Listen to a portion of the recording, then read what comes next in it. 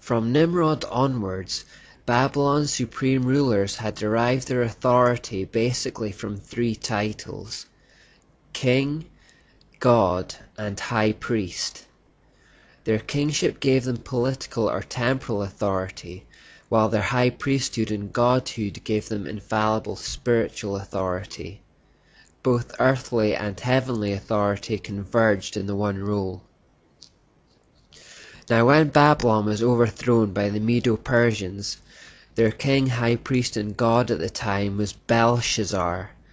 Belshazzar was killed, and so for the first time there was no direct successor to rule over the earthly Babylonian kingdom, but more importantly for us, there was no direct successor to the high priesthood of the mysteries, no figurehead.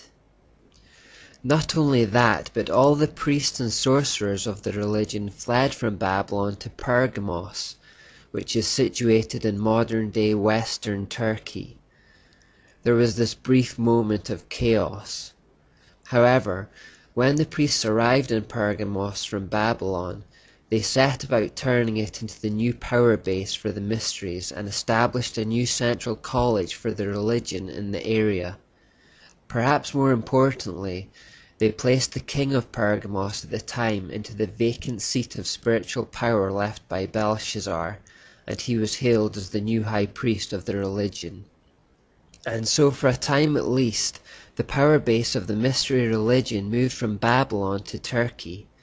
It is at least partly for this reason that the Lord refers to Pérgamos as Satan's seat in Revelation 2:13. This is part of the building that existed there.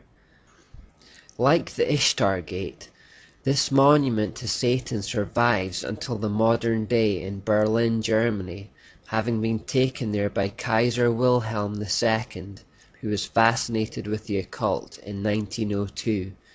He was well aware of its significance, and upon seeing it rebuilt in Germany, Wilhelm stated that it was the proudest moment of his reign. As the power base of the mysteries in ancient Pérgamos, this monument may perhaps be considered the literal seat of Satan, a scene of ancient emperor worship and ritual slaughter of Christians. It was also during this brief time at Pérgamos, which incidentally means height or elevation, where the god Aesculapius was worshipped in the form of a serpent. The name Aesculapius in Greek means instructing snake, and he was worshipped as a god of healing and one who enlightened the souls of men by the power of the sun. He was supposed to appear in serpent form, and was symbolized as one entwined around a pole.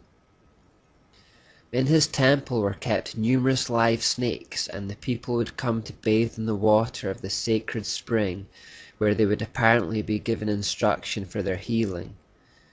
So it's interesting to find that this logo is still used for healthcare today.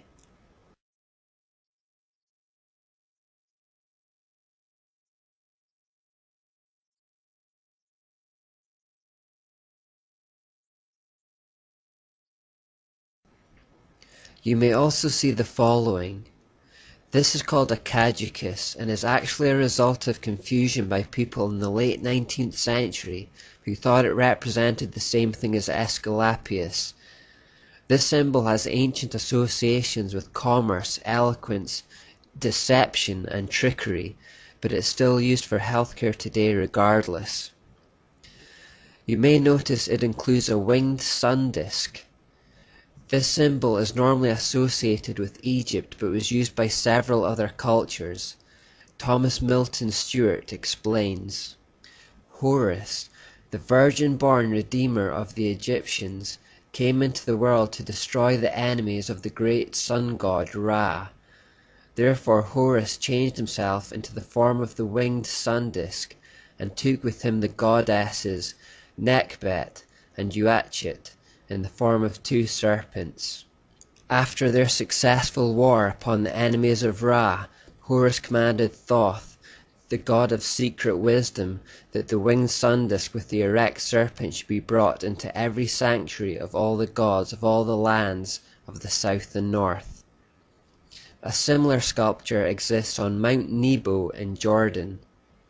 This sculpture is called the Brazen Serpent, and so we have a mountain named after the god Nebo with a serpent and sun disk at the top.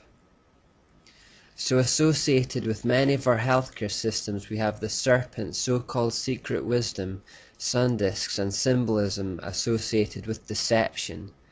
If we place our healthcare systems in the hands of that serpent and look to him for secret wisdom for healing, rather than God, don't be surprised if it doesn't work or brings sickness and drug dependencies instead of health.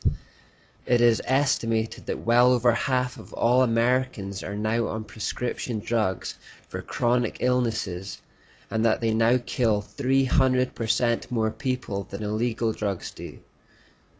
Not to mention that we now use our healthcare for death rather than healing and abortions, and we'll come to that again later. The situation at Pérgamos lasted for several hundred years until around 133 BC, when Attalus, the last king of Pérgamos, died, and left in his will all his dominions to the Roman people. Thus the kingdom of Pérgamos merged entirely into Rome, and once again no one could openly lay claim to the title of high priest of the Babylonian mysteries. The position was vacant once more. At the time, the Roman Republic did not consider its rulers to be gods in the Babylonian style. This all changed, however, with Julius Caesar.